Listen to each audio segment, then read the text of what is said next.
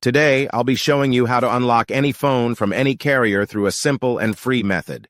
This will work for any brand, including Samsung, iPhone, LG, Motorola, Huawei, or any other.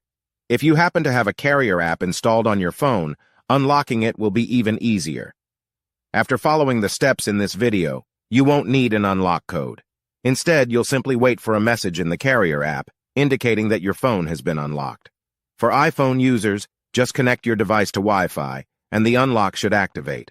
Before we begin, I'd like to mention a small disclaimer. The tool I'm about to show you is 100% legal, safe, and free. This tool will also help you get your phone unlocked, regardless of whether it's currently under an active contract with your service provider. By the way, please be very careful with the spam comments left on this video. They are all from bots representing people who offer this service for a fee.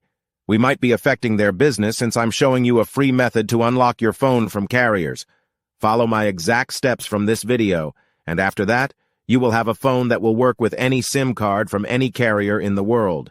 With that said, let's start. Alright, so grab your phone and insert an unsupported SIM card. That means a SIM card from a carrier other than your original one.